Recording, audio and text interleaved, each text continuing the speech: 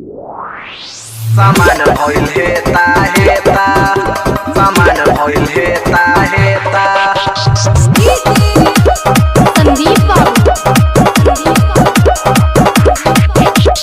कोइल रही कवन खेता सामान भइल हेता हेता हेता हेता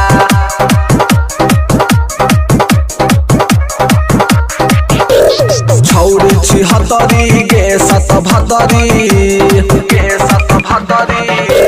छौरी छिहत्तरी गे सतभत्तरी गइल रही कवन खेता सामान भइल हेता हेता सामान भइल हेता हेता लहंगा के नाश कइले कैसे बरदास कइले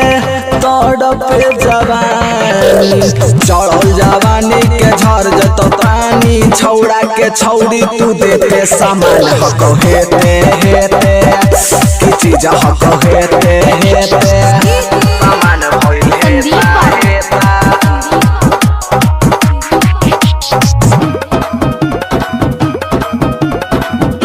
कोइल रही कवन खेता सामान भइल हेता हेता हेगे थल थल कर हकौ जो बना भेलो ढीला केतना से यूज करही देह भेलो गीला देह भेलो गीला थल थल कर हकौ जो बना भेलो ढीला केतना से यूज करही देह भेलो गीला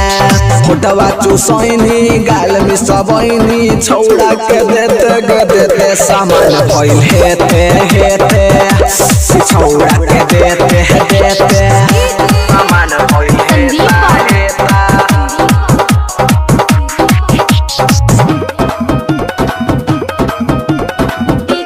कोइल रही कवन खेता सामान भइल हेता हेता रोज रोज कर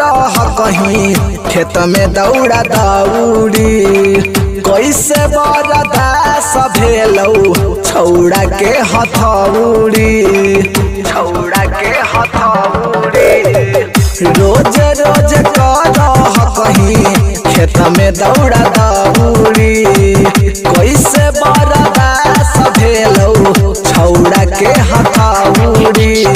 अंकित बाबू कही के छौड़ा तोड़ दिल लहंगा के गेट तो सामान भइल हेते हेते चीज भइल हेते